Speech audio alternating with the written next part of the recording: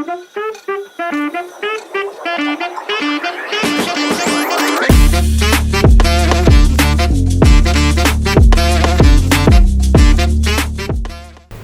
back to Titik Temu Podcast, menyambung cerita, menginspirasi harapan.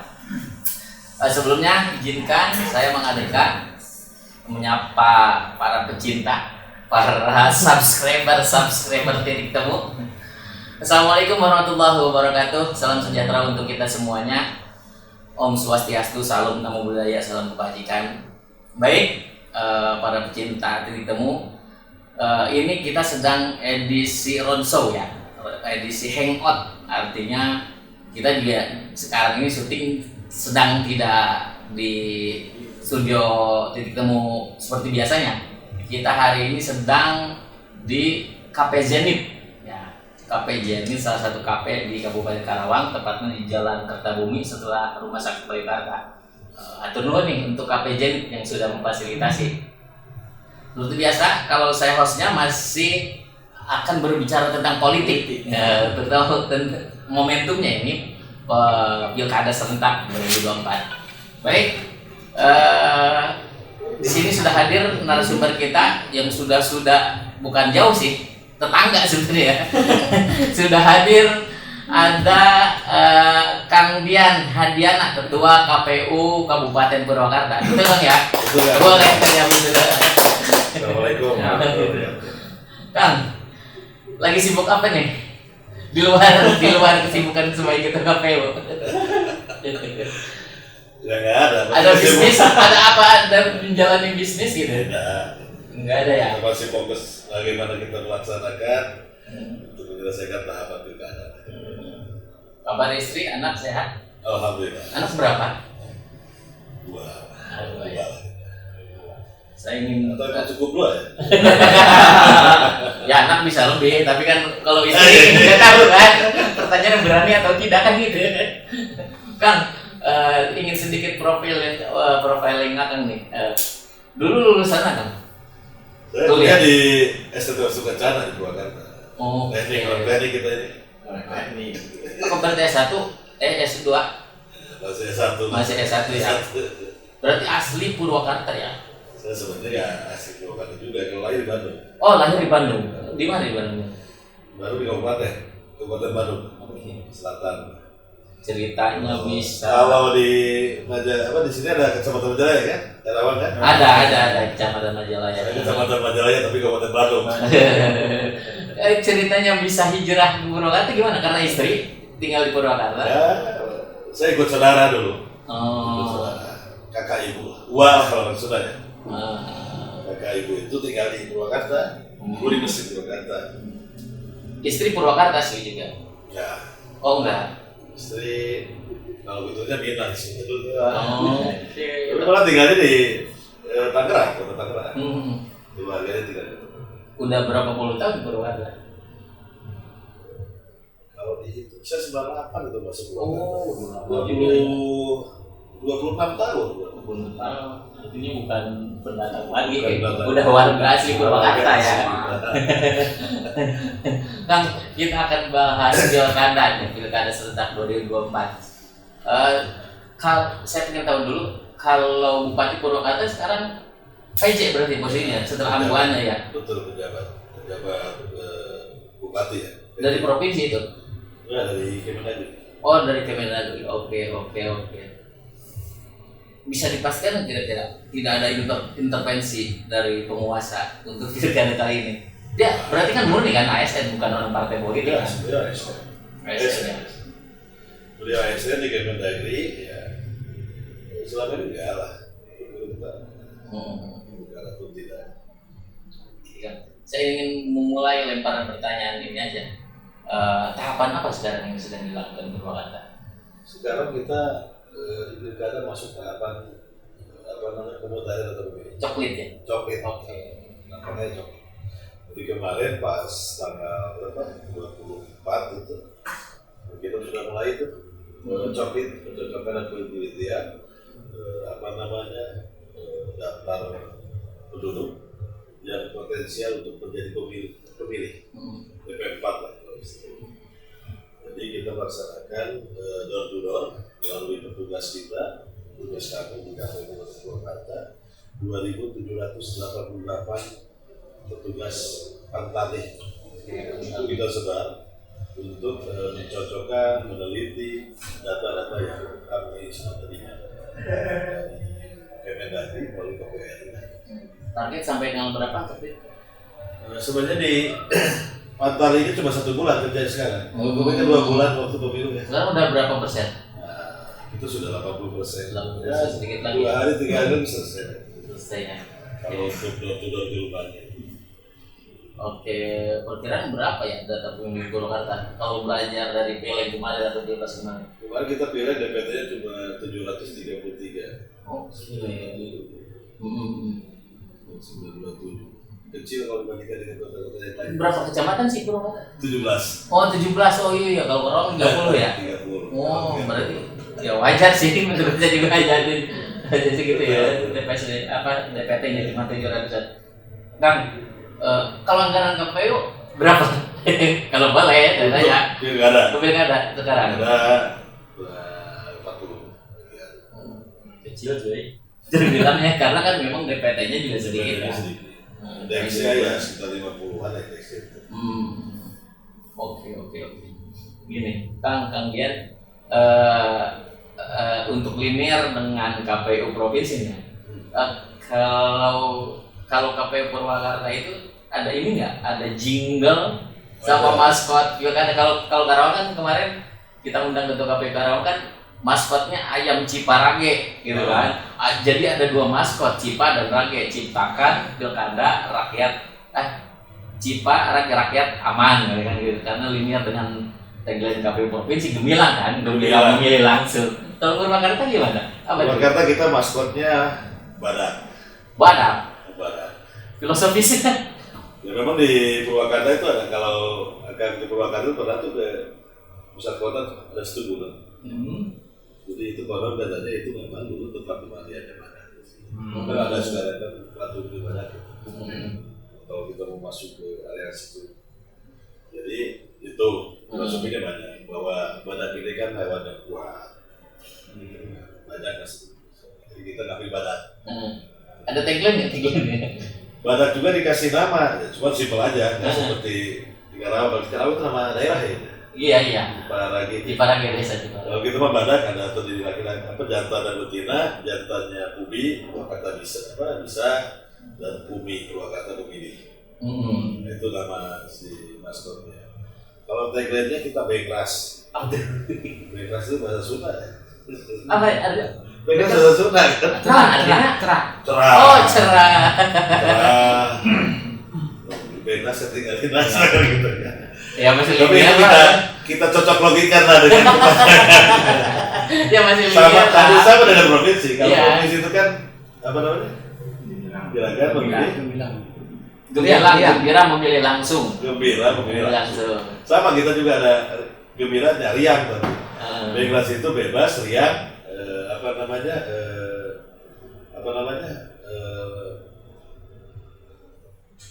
untuk suara. Oke, ya masih linear lah dengan gunakan hak suara. Dengan tagline KPU bebas, riang, gunakan hak suara. Oke, boleh. Kang, saya juga ingin menyinggung partisipasi pemilih dengan jumlah DPT tadi yang hanya 700 ribuan itu kan. Ya. Kalau budaya memilih di Purwakarta itu sama nggak dengan Karawang atau Bekasi? Karena kalau saya tahu kalau kayak Karawang, Bekasi itu jadi pilkada itu partisipasi pemilihnya lebih cenderung menurun kan daripada pileg ataupun pilpres atau pilgub. Kalau Purwakarta budayanya gimana budaya memilih? Sama juga. Jadi saya sudah baca itu sebenarnya. Memang biasanya trennya kalau pilkada itu pasti lebih rendah partisipasi dibandingkan pemilu gitu ya. Namun kalau sama di Purwakarta sama. Jadi pilkada lebih rendah partisipasi. Tapi kalau ke depan ya kayaknya sih nggak terlalu lagi. Karena ada alasannya. Kalau pemilu ini kan libur nasional. Tapi kalau pilkada, contoh misalkan Purwakarta 2018 pilkada, Karawang kan enggak. Orang Purwakarta ya kerja di Karawang ya nggak pulang, karena dia harus kerja di Karawang. Padahal dia nggak pulang. Kalau saya, kenapa menurut itu indikasi orang Purwakarta kerja di Karawang, kerja di Bandung, atau kerja di Jakarta, ya karena di daerah lain tidak libur. Kan gitu ya. Nah, pada akhirnya pas begitu pilkada ya mungkin dia tidak. Bukan golput sih sebetulnya ya. Kalau saya lihat sih tren rendahnya partisipasi di pilkada itu.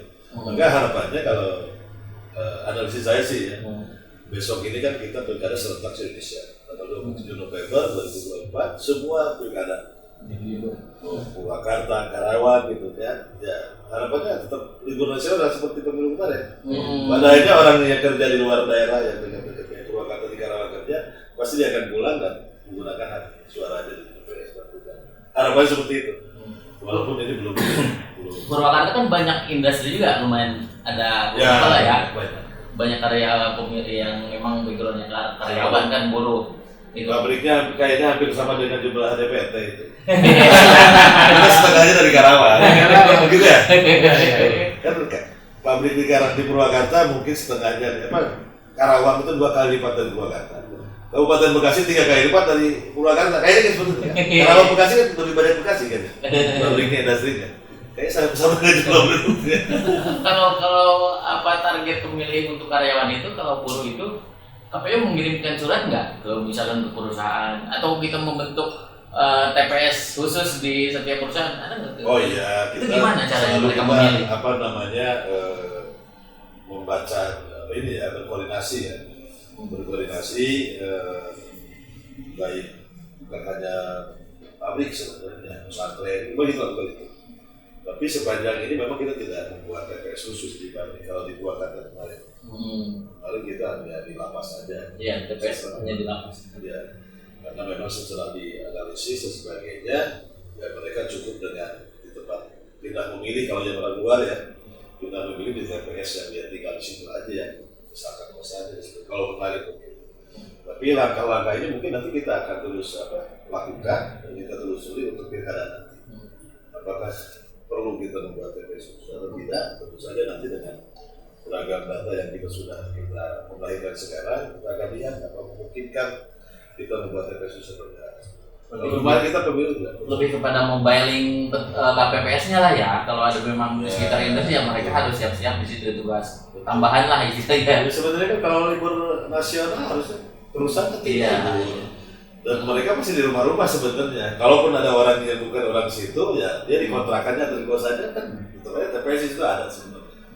Jadi kemarin kita himbaukan ke mereka ini pada saat pemilu itu ya untuk serta merta melakukan meminta surat pindah memilih segera kalau dulu ya. Tapi langkah-langkah itu pasti akan dilakukan pada saat kita lihat. Kang Dian kan ketua KPU, berarti periode kedua ini ya di Purwakarta ya? Ya, alhamdulillah. Periode kedua. Kalau partisipasi pemilih pilkada sebelumnya tahun 2000 berapa? Pemilu ya 2019 berapa? 82%. Sekarang naik 2% lebih. Targetnya sekarang 2%. Kemarin kita pemilu 84. Sudah 84. Target pilkada Harus lebih tinggi dari itu. Oke. 85 lah minimal ya. Ya, itulah naik 2% lagi atau bahkan syukur-syukur bisa lebih ya. Walaupun memang perlu ini kalau lebih ya. Tapi minimal kita bertahan di 84, tapi syukur-syukur kita bisa lebih. Naik lagi lah 2%, 3%. Oke, siap. Kemudian ini selanjutnya berkaitan dengan sengketa pemilu kan. Kalau punten-punten kan kalau pemilu kemarin kan di Karawang kayak di Bekasi juga ada persoalan lah, artinya ada oknum penyelenggara yang memang menggeser suara seperti itu. Bahkan kalau di Bekasi sampai dilaporkan ke DKPP kan. Saat ini masih izin. Kalau Purwakarta ada masalah nggak pemilu kemarin? Alhamdulillah di Purwakarta kita sukses tanpa ekses nanti. Jadi tidak ada masalah. Laporan ada ke DKPP? Tidak ada. Tidak ada. Tidak ada.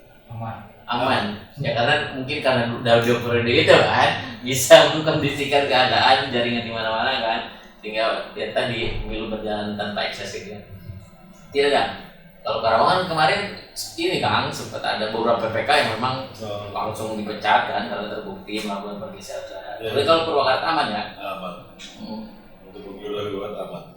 Berarti kalau pilkada sekarang Purwakarta masih menggunakan PPK yang pemilu kemarin atau ada beberapa yang diganti? Karena kemarin kita perekrutan ulang, tentu saja yang pemilu ada masih ada. Tapi kalau dilihat dari data ya hampir 50-50 lah yang ini ya, bahkan banyak yang baru. Karena mereka ada kesibukan lain mungkin untuk pengalaman kemarin tidak daftar lagi ada, tidak ikut semua yang kemarin PPK di pemilu itu masuk ke ada beberapa yang baru juga kan yang buat.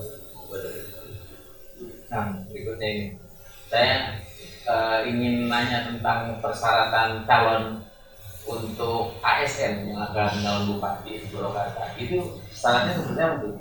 Apakah dia harus cuti atau mundurkan diri? Kalau caleg kan kita udah tahu kan, meskipun dia terpilih kembali di pileg kemarin kan itu tetap harus mundur. Kalau ASN gimana? Sama juga? Sama juga berarti? Bukan cuti?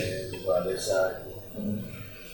Purwakarta ada calon dari ASN?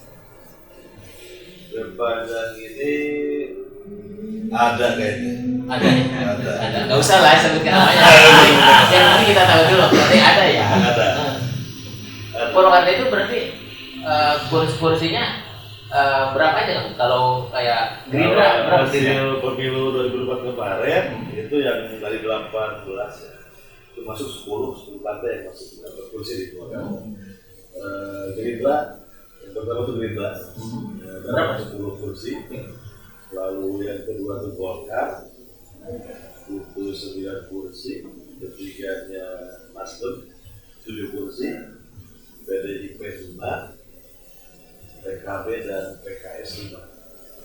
Oke, kamu berarti Gerindra mendominasi ya? Kalau yang mendominasi parpol perang lah, karena mungkin pengaruh pilpres juga. Selanjutnya itu Demokrat, Hanura, P3, PAN.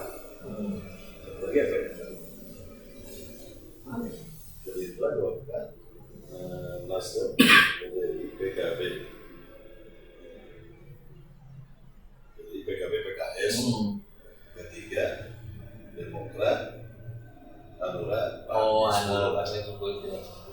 Berarti kalau gitu Gerindra bisa di leading sendiri ya, 10 kursi kan persyaratan? Ya, karena memang ketentuannya ya untuk persyaratan pencalonan itu harus didorong atau didukung oleh partai yang memiliki kurang-kurangnya 20% dari alokasi kepada kursi. Itu sekarang baru 50, dengan 45. Berarti berapa 10 kursi 11? Purwakarta persyaratan 10. Berarti kan Gerindra bisa leading kan? Berarti kalau Purwakarta, kalau Karawang kan tidak ada yang struggle yang bisa jalan sendiri. Purwakarta itu baru sekarang 50 kursi. Pemilu 2024, 2029 sekarang penjabat itu masih 45 orang. Pemilu 2024 karena jumlah penduduk bertambah, untuk alokasi kursi kan dari penduduk kan, jumlah penduduk bertambah di atas 1 juta. Nah, sekarang untuk hasil pemilu kemarin 2024 yang akan jadi 50 orang. Jadi bertambah 5 kemarin pemilu 2024. Bukan karena ada perubahan dapil ya? Kalau di Karawang ada perubahan dapil. Jadi kalau untuk alokasi kursi itu ditentukan oleh jumlah penduduk. Bukan karena dapil, tapi jumlah penduduk. Purwakarta baru kemarin lebih dari 1 juta. Kalau Karawang kan udah 2 juta berapa? Itu juga ya. 2,4 kalau nggak salah. 2,7. Seperti itu. Dengan jumlah tadi 700.000 pilih. Berapa TPS ya? Udah ditentukan atau masih proses? Untuk pilkada, kemarin kita coba petakan untuk pilkada, untuk kebutuhan kita melakukan pemetaan data pemilih di 1.421 TPS. 1.400? Sedikit lah. Kalau pilpresnya kemarin? Pilpresnya 2693. Ini pilkada lebih sedikit lah ya. Ya, ada efisiensi TPS itu dari 45%. Oke. Karena ada penggabungan dan pemilih kan. Kalau untuk pilkada kan kita lebih banyak sebetulnya. Kalau dulu kan maksimal 300, kalau sekarang maksimal 600.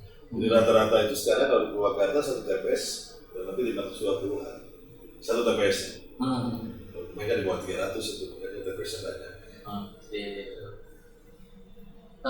Dan tadi kan Akang menyebutkan kuota kursian jumlah kursi di legislatif Purwakarta. Bacaan nih ya, nggak usah sebutin namanya lah, takut kita offset kan. Harus sebagai penyelenggara bacaan. Berkira berapa calon yang hari ini bermunculan? Nggak usah sebutin namanya kan? Kalau lihat kursinya seperti itu, 4 aja masih bisa sebenarnya. Mana sangat calon? Yang jelas kan kalau untuk 5 tidak mungkin. Ya. Kalau 5 tidak mungkin, kalau apa namanya di luar independen ya. Karena masih independen. Tapi independen udah nggak ada kan perbuatan yang sama kan? Nah sekarang tinggal calon pasangan bupati wakil bupati yang dari partai kan. Sebenarnya kan kalau 5 agak sulit tuh, negara-negara kan harus 10 terus. Nggak ada yang mikron tuh. Ya, kalau lihat ya 4 masih bisa, 3 masih bisa, ya 2 masih bisa, sangat bisa gitu. Jadi di antara itu, nggak bisa kita membanding situ. Jadi masih bisa. Kecuali 5 pasangan. Sejarahnya di pilkada paling banyak berapa pasangan calon?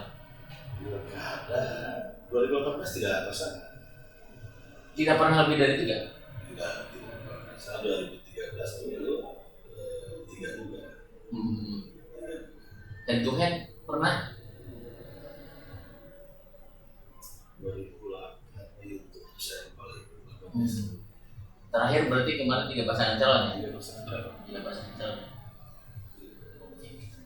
Ini juga apa namanya? Saya ingin balik lagi ke partisipasi pemilih. Sosialisasi biasanya dilakukan seperti apa saja sih untuk meningkatkan partisipasi pemilih kalau di Purwakarta? Coba saya ingin tahu nggak beda nggak sama Bekasi sama Karawang? Sosialisasi ya. Sebenarnya kan sosialisasi banyak hal yang bisa kita lakukan sendiri. Kemarin ketika teman-teman Pantali turun, ya kita instruksikan juga, bukan hanya saja mencocokkan dan meneliti data kan.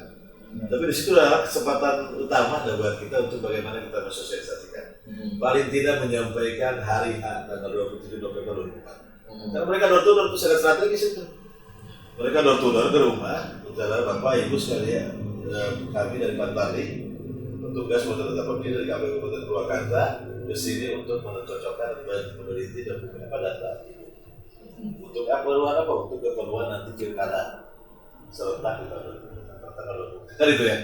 Sekali jadi kita instruksikan untuk dan hari ini setelah COVID saya pastikan semua warga yang ada di situ di rumah itu pasti sudah tahu bahwa pilkada itu ditargetkan ya, kita sudah tahu tanggal 20 pilkada serentak tanggal 27. Itu sosialisasi pertama yang dilakukan.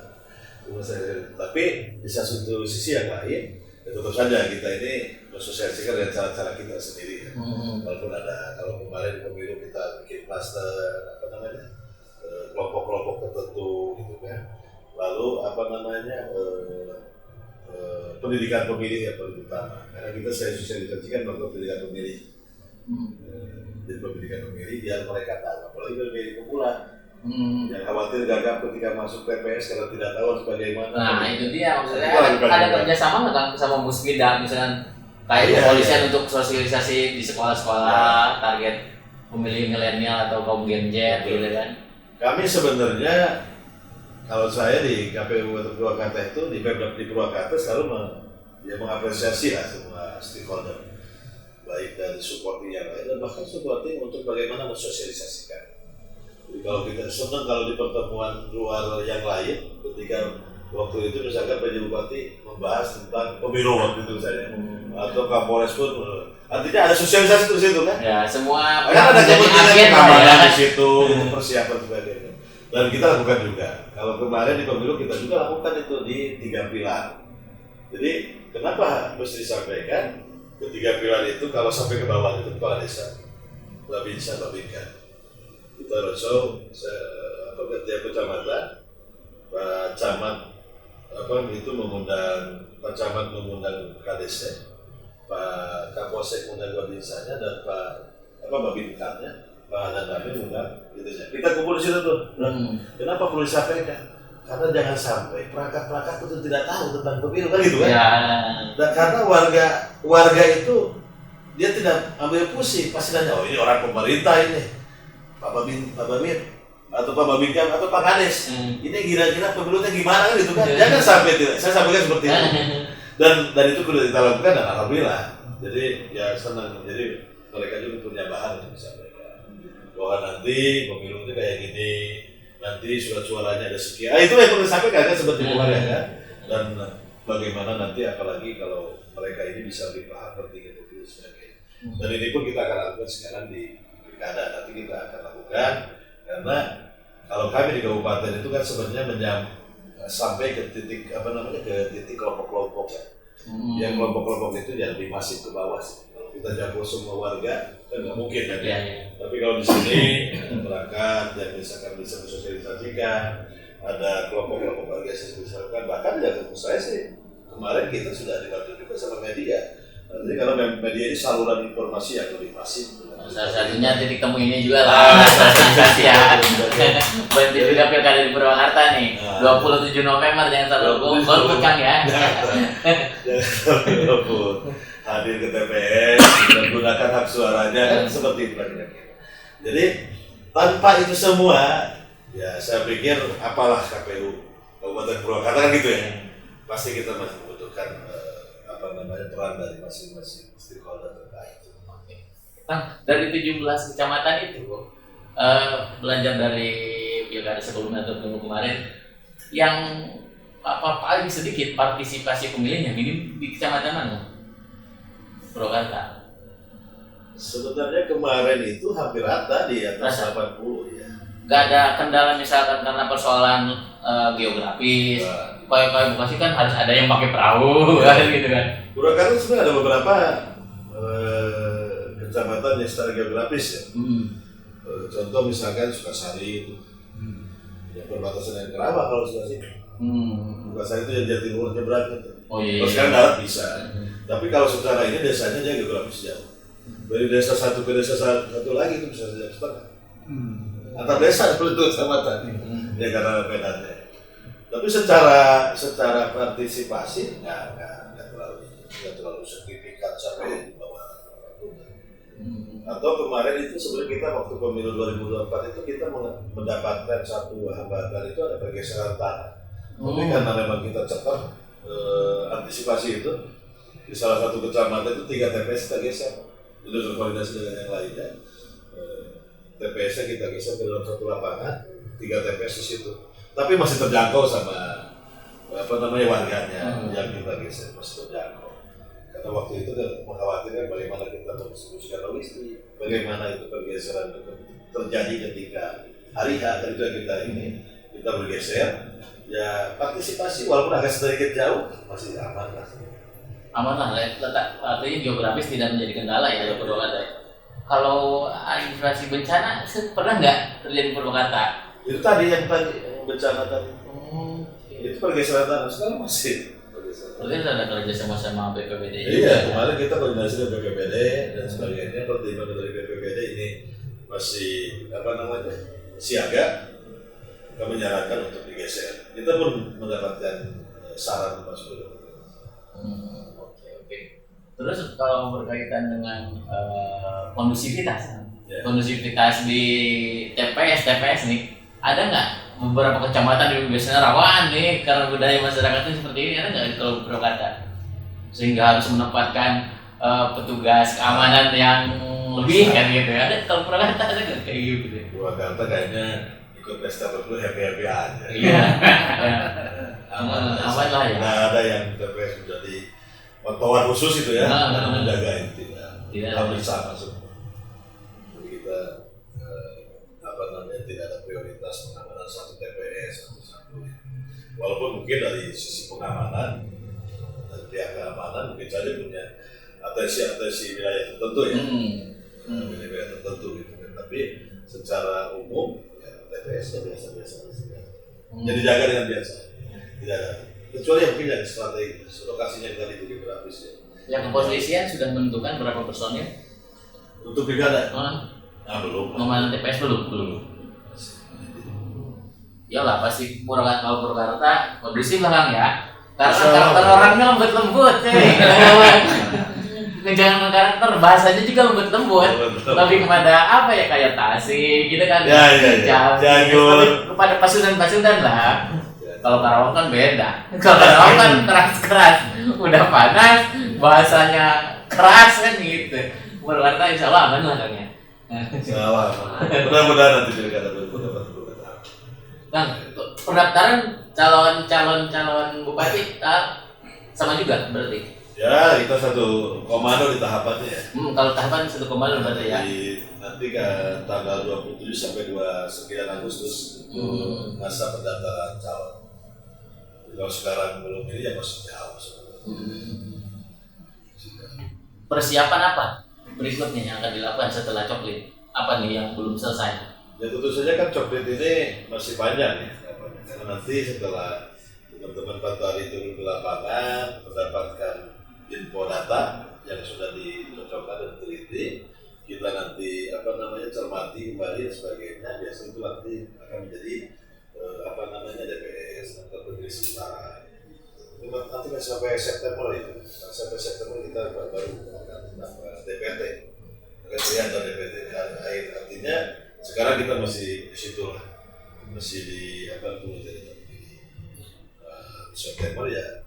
Tentu saja mungkin itu masih berjalan, tapi di satu sisi mungkin ya bulan-bulan ini kita sudah siap untuk persiapan pencalonan, dan mereka berangkat dari atau didukung oleh partai politik. Mengingat tadi tanggal 27, kalau misalnya tanggal 23 itu udah mulai pengumuman gitu ya. 3 hari sebelumnya itu atau 5 hari sebelumnya itu kita udah pengumuman pendaftaran dan sebagainya. Mungkin di situ kita lebih lebih persiapan itu untuk pencalonan. Lain atau pemilihan di tempat itu. Selanjutnya sosialisasi. Simakan sosialisasi itu ya, ada untuk target ya, menuju 85%. Jadi kan di satu sisi prestasi kemarin pemilu 84%, naik 2%. Tapi kan kalau ini kita harus dipertahankan. Ya. Dari itu jangan sampai nanti ketemu lagi partisipasi pilkada masih lebih rendah dari. Apalagi tantangan pilkada kan lebih ini juga kan, partisipasi pemilihnya lebih sulit lah gitu. Kita coba ini kejar ke situ sosialisasi. Kan butuh pencerahan juga nih, publik mungkin ya. Meskipun untuk kalangan masyarakat menengah ke atas sudah tahu tentang aturan ini kan. Misalkan saya kan, warga Purwakarta, kalau saya pas kerja di luar Purwakarta, di luar kota lah gitu kan, itu pada saat hari pencoblosan bisa memilih nggak? Walau untuk calon bupati. Orang luar kabupaten? Enggak, saya orang Purwakarta, tapi ketika hari pencoblosan saya sedang bekerja di luar Kabupaten Purwakarta, itu masih bisa memilih nggak? Ya, untuk bupatinya enggak lah, kan harus coblos di tanah. Kecuali kalau gubernur ya. Ya, kalau gubernur bersama semuanya. Sepanjang itu masih di Jawa Barat. Jadi harus pastikan nih tanggal 27 November warga Purwakarta ya harus ada di Purwakarta, harus ada di kampung. Purwakarta. Kalau di luar mau nyoblos siapa kan beda. Ini yang masih sering ditanyakan di kalangan masyarakat pelosok, khususnya kaum ibu-ibu kan begitu. Iya. Iya. Ya itu nanti makanya itu hal-hal yang seperti itu hampir sama nanti harus diingatkan kembali pemilih itu. Kayak itu sosialisasi seperti itu. Nah, itu istilah pendidikan pemilih kalau kita. Oke. Pendidikan pemilih. Itu kan kalau pendidikan politik itu kan ranahnya di partai politik sebenarnya. Lembaga yang diberikan buat pendidikan pemilih itu kan partai politik. Kalau kita itu lebih ke pendidikan pemilih. Ya, seperti barusan gitu. Itu bagaimana nih kalau ini di luar itu? Cara mencoblosnya gimana? Kan pasti ada banyak yang salah-salah kan? Iya. Walaupun kita ada yang berulang-ulang, apalagi pemula ini kan baru pertama. Nanti kita sosialisasikan cara coblos yang benar yang ada di pendidikan pemilih sebenarnya. Itu yang nanti ada waktunya untuk bagaimana kita menyampaikan. Jadi pilkada itu kalau menurut saya kayak sholat id, gak bisa di Idul Fitri udah ada. Jadi meskipun diselenggarakan sudah rutin, tetap aja kan. Pertama harus diingatkan bacaannya, kan tetap harus begitu kan ya.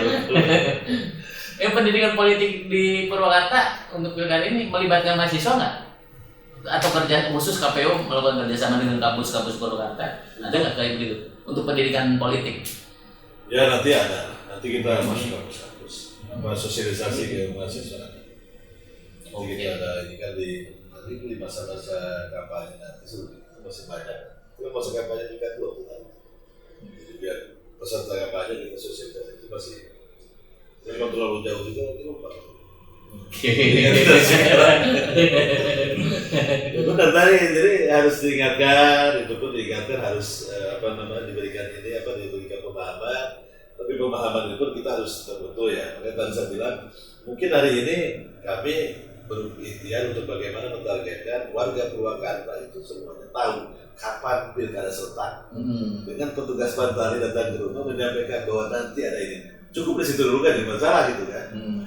Mungkin di kelas-kelas yang lain, di kontur yang lain ada yang lebih ini, ya kita bagaimana meningkatkan pentingnya pilkada, gitu kan. Apalagi mahasiswa itu nanti kan harus jadi seperti itu kan ya, di kelompok-kelompok tertentu. Tapi di kesana-kesananya lagi kita bagaimana cara mencoblos, atau nanti kalau seperti kasus tadi kan misalkan bahwa ini saya di luar kota ini, bisa masih itu harus sudah pasti itu muncul. Pasti karena untuk di Karawang aja kemarin saya di pelosok desa tuh kapan sih katanya pilkada sawah sih begitu tanggal untuk pencoblosan aja belum tahu kan. Ya termasuk itu kemarin saya monitoring di salah satu desa, salah satu kecamatan, ada yang nanya pas itu warganya, oh ya pilkada ya November ya, iya udah tahu belum tanggalnya berapa, belum Pak, cuma Novembernya aja tahunnya, kita kasih tahu 27 November.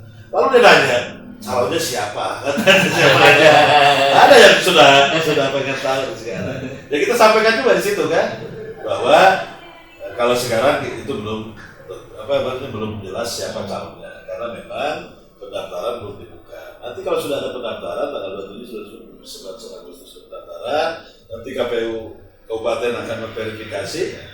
Akhirnya pas bulan September itu akan kelihatan hasil verifikasinya. Berapa pasangan calon, kira-kira seperti itu lah. Nah itu kan sebenarnya supaya sosialisasi. Banyak ada beberapa warga yang langsung bertanya seperti itu. Kesan menjadi ketua KPU karena udah KPU Purwakarta udah 2 periode nih. Apa nih kesan-kesannya?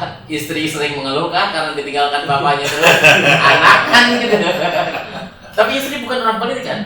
Bukan apa? Bukan orang politik kan? Bukan. Apa? Politik. Aja ibu rumah tangga. Usaha aja. Di rumah usaha sendiri lah, usaha sendiri. Gimana kan kehidupan keluarga? Bapaknya sibuk mulu. Ya sama dengan yang lain mungkin ya. Istri dan yang itu anak sebetulnya. Lebih repot. Kita dapat hari nggak tahu teman saya anaknya nanya kok bapak gak pulang buat hari kita rakor gitu ya.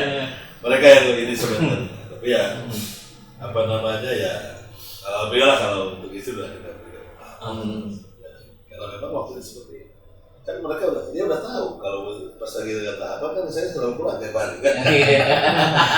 Pas habis pilkada nanti kan kita lebih lebih teratur waktu untuk kerjanya ya, berangkat pagi pulang sore kan masih bisa kan? Kalau sekarang kan ya sudah kita waktunya lebih banyak untuk di luar untuk rakor di luar kota dan sebagainya. Apalagi nanti kalau sudah penetapan daftar calon itu pasti super sibuk Kalau sudah pendaftaran kali itu udah inilah itu. Maksudnya sekali anak istri harus diajak ke kantor juga biar lihat kan kesibukan bapaknya kayak gimana. Kang, teman-teman sudah hadir di titik temu. Terakhir saya ingin memberikan kesempatan kepada Kang Dian untuk closing statement untuk pilkada Purwakarta harus seperti apa? Silakan closing statement untuk masyarakat seperti apa? Ya untuk warga Purwakarta, teman-teman pemilih di Purwakarta, jangan lupa nanti tanggal 27 November 2024 datang ke TPS, gunakan hak suara dan jadilah pemilih yang cerdas untuk Purwakarta. Yang penting jangan golput gitu ya. Oke, boleh kita kasih apa buat Kang Dian? Atur nuhun sudah hadir di Temu Kang Dian.